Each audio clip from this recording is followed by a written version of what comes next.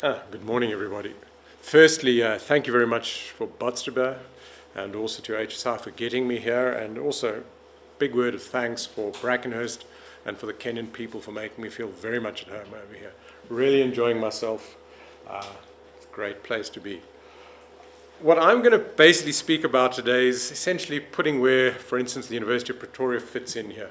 Because our program, one of the major parts of our program is that everything's underpinned by peer-reviewed research. I think that's a very important part of establishing the credibility of any program. And what I'm going to speak about today has obviously been brought up by Henk and now just touched on by JJ. Where are we going with this? We've had a very successful program for 25 years, but as you know, the world moves on and there are other challenges and we're trying to meet them. Just to get the nomenclature out of the way, ZP, I use the Z, I can speak American. So ZP is Zona Pellucida, and we've spoken a lot about the PZP, which is essentially the native pig-derived product of proteins. And all mammals pretty much have this, either 3 or 4 glycoproteins. The important one for our program has been ZP3 and 4. Why this is important is because when I'm speaking about the recombinant proteins, which I'm going to be speaking about today, they pretty much are dependent on us engineering ZP3 and ZP4. Basically, you clone the native pig proteins and you express this in a color form. You've seen these pictures before. So there's another concept I want to speak about. It's an effective vaccine because it's a subunit vaccine. So you have your antigenic proteins, but then there's also an adjuvant. JJ mentioned mixing, and that's essentially to add the Freund's adjuvants to it. Why do you use this? Well, basically, if you add an adjuvant, it increases the immunogenicity. So you'll get a better immune response. Its duration will be enhanced, and a higher percentage of the population will be responders to these vaccines.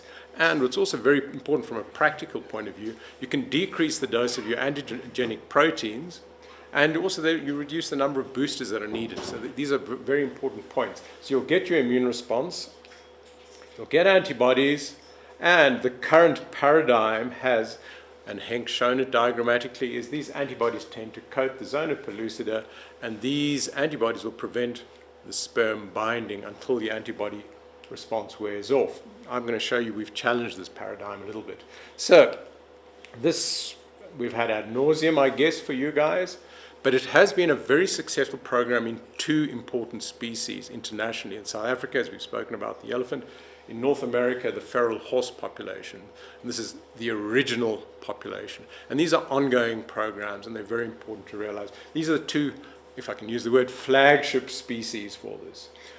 So where did I get involved in this? I'm an equine breeding veterinarian. My career has pretty much been devoted to improving reproductive performance in equines, mostly thoroughbred horses. And this is how I got involved, because Henk thought the horse would be a great model for developing strategies in immunocontraception for animals such as the elephant. Horses are large social herbivores like elephants. They've got a few other things in common, but the most important difference is the horses are domesticated animals. They're sort of unpleasant in the middle and dangerous on both ends, but it's still a lot more accessible than an elephant for doing what we've been doing. So I actually started off with a trial with GnRH vaccines to actually show this model would work. The point is, you can administer a vaccine in an elephant. The response is very difficult to monitor. You want antibodies to show an immunogenic response. How do you get the blood? Very expensive, invasive, dangerous potentially. Otherwise, you wait 3 years for a calving response. It's a bit slower than what we can do in a mare. Mares are very good. We can clinically, in other words, someone like myself can do funny things to a mare and actually see what's going on in her reproductive tract real time. And you can actually walk away most of the time. So that, that'll help you with your job. The other thing is about horses is they've got a much shorter interestrus period. So you saw the elephant 15 weeks. With the horse, it's a fifth of that. So that makes it very, very useful. They're also seasonal animals, horses, but this is probably the biggest constraint on a lot of our research. They're not rainfall dependent, they're on day length dependent. So they switch off pretty much in winter. and we wait again for spring. So we've got to time our research interventions. And via transrectal palpation and ultrasound, I can see exactly what's going on in a mare's uterus and ovaries. For instance, if she's in estrus and receptive, I'll see this kind of edema pattern on ultrasound. If she's in diestrus or non-receptive in the cyclical season, I'll see that. So it really helps to do things. Next, just a quick word about reZP vaccines and their advantages. Well, essentially, reZP vaccines is the platform we've been using is an E. coli plasmid. So you basically meld the genetic information from your target cell with this plasmid, and you can really reproduce this in huge quantities on an E. coli platform. So you get a huge scale increase in terms of your production. It's much more efficient and economical in terms of producing antigen. I know because I'm now managing the lab that makes this. It's an incredibly unwieldy, time-consuming process. The other thing is, we're extracting from raw material, and there's always a slight risk of contamination from non-ZP proteins, which could also perhaps elicit an immune response. We don't want that. Our quality control kind of takes care of that, but it's always a risk. If you've now got a targeted protein, this is absolutely impossible. There's just ZP3 and ZP4. But here's another thing. It's an animal-based product, and there are a lot of restraints on animal-based products. There's ethical constraints, and there are a lot of regulatory constraints as well. Disease risks, biosecurity risks. So these are the constraints we're working currently. But with reZP, we're hoping to look at a few research questions. We want to see if we can overcome the current commercial and regulatory limitations using reZP. That would be an enhanced part of the program. We also want to look at different formulations of the vaccine. When I talk about formulation, I'm essentially referring to the antigen and also the adjuvant component. There have been numerous reports of Freund's adjuvants occasionally causing responses that are untoward, and we wanted to see if we can eliminate these. Also, what is quite important is we want to look at the ovarian effects. It's very important, Ords has already said, you don't want a zero contraception rate ongoing. You want a reversibility on effect. That's kind of what we're looking for. There might be other indications when you want zero population growth sustained, but that's not what we're looking for, particularly in elephants. So we want to see that we get reversibility and ongoing cyclicity. So how did we start all of this? Now, just bear with me. This is going to be very data heavy, but I'm going to skip through it as fast as possible. But it is important because the data will speak to what we've been doing. We took 21 pony mares. These are at the veterinary school. And basically the first group was our classic PZP with Freund's adjuvants made up. And we used an initial vaccination and a booster 5 weeks later, fairly standard program. Then we also used ZP3, reZP, for the first time, again with the same program, and we used as a control, an adjuvant-only control. So concentrate on that, because that was the innovation. So what did we see outcome-wise? I looked at ovarian activity and pregnancy. This was how we knew if contraception had failed. 14 days, you see, this is 14 days post-ovulation. I can already see with high degree of accuracy whether a mare is pregnant or not. I see a 2 centimeter day 14 embryo in the mare's uterus. Bingo, I know I'm there. I don't have to wait 3 years, sorry. So we had controls, PZP, reZP, and what did we see? The controls showed normal cyclicity and all became pregnant. So we monitored them, chose the optimum time, bred them. They all became pregnant. Great success. So that's our controls. That's just with the adjuvant. The PZP treatment animals, this became suddenly interesting. It was very effective as a contraceptive. None became pregnant, essentially.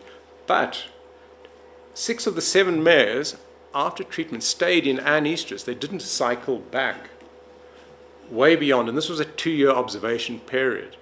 They all eventually returned, but it took them a long extended period to cycle back. Why is this? We don't know. The reZP, one of them in fact showed this extended anestrus, and about half of them became pregnant. So its efficacy as a contraceptive was about halfway. But again, we saw this anestrus, which was a totally unexpected finding. So this was First, some people have spoken about, does it affect ovarian effect? Jay Kirkpatrick had spoken about it years ago and things, but there would be no real objective data. People have been working with feral horses, for instance. We were now working with horses we could actually get answers on. But as I said, all of them by 10 months resumed cycling. We saw a very similar antibody response for the ZP and the ZP antibody response, whether we used PZP or reZP. Injection sites, some of them did show these bump responses in the mares. So anyway, at the end, for the first time, we had a publication of the application of a recombinant Zona Pellucida vaccine in equids. So that was the first sort of hurdle we overcame. Then we went and formed a collaborative group with the Council for Scientific and Industrial Research in South Africa, and they engineered a new recombinant vaccine for us, essentially. And that was a major breakthrough for us. Don't worry about the detail. It was a new formulation of the reZP vaccine, and they combined this with the same proteins we'd used before. And the adjuvants, for the first time, we looked at an alternative adjuvant, commercially available adjuvants that are registered for use in horses. We used a very extended property, a 4,000 hectare property, rangeland essentially, high montane rangeland. We took 31 mares, and they lived in this area, and we used them as a group. So it was a 2-year program. We used PZP with this new adjuvant. We used reZP with this new adjuvant. Then we combined, Henk had an idea to see if we used PZP and then reZP for the booster with a combination adjuvant. That's a well-known scenario of mixing your antigens and getting a response, and our controls just had the adjuvant similar, and this is what we found. Basically, if we look at the antibodies, the reZP performed better than the PZP in terms of antibody. Have a look over here. reZP, it's that one. So that was quite nice. Then we also looked at the safety very, very closely. So all these animals were monitored coming in for treatment daily, and then for at least a week after, and they were seen every couple of weeks, and we kept on doing this. And we monitored their injection site. We developed a scoring system and a temperature elevatory system, and what we saw was some of them did show a bump, or in fact one was just a slight change in temperature at the injection site post-injection, and a slight temperature elevation in some of them. With the boosters, this is obviously more obvious, but the important thing is, a week later, all of these things were gone. No temperature, no injection site response. So we looked at the ovarian function now very, very carefully with this new vaccine to see, did it have the same suppressive effect on ovarian function? And what we saw, yes, indeed it did. So we'd had criticism before that, well, we'd caused this ovarian suppression through contamination by other unknown proteins causing the problem. This was also an indirect guarantee that we hadn't. Our native PZP vaccine doesn't have contaminatory proteins. Good thing too, indirect sort of thing. But it did cause this. So essentially what you see is you see a nice ovary here with a big follicle, active, secreting estrogen. It will ovulate, and it goes down to these little winter ovaries that mares have every year for a few months. So we'd shown that it did work, and it worked very efficaciously with very few transient side effects. Then we moved to donkeys in the Caribbean, in St. Kitts and Nevis. So the biggest challenge here was working with these little Caribbean donkeys, developing nice handling systems to use these animals. These were feral donkeys. They were very tractable. They actually, I think, enjoyed their time at the university over there. And we've repeated the program pretty much with reZP. We used a new program. That's the only thing. We used 3 shots. We used PZP, and we used controls. This was with Freund's because we were running this in parallel. So we worked that, and we saw a very, very, very similar response to what we'd seen in the horse, essentially the same. Again, this anestrus coming in. The efficacy was pretty good.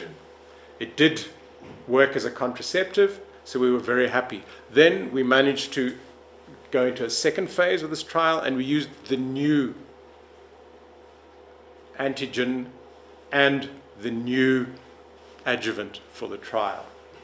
reZP with a combination adjuvant, PZP with a combination adjuvant, and a control just with a combination adjuvant. And this was at 44 weeks. We saw, again, a very similar story. Efficacious and shut down. And that, guys, is currently where we're standing right now. We've got a vaccine that's efficacious. It has the same effect of ovarian shutdown, and this needs to be investigated further, because how do we know it's just the sperm block that's doing the job? And in fact, we might have a better contraceptive vaccine, and if it's reversible, with something that's doing more than just block, what did Henk say, Mr. Sperm at site. Thanks, guys.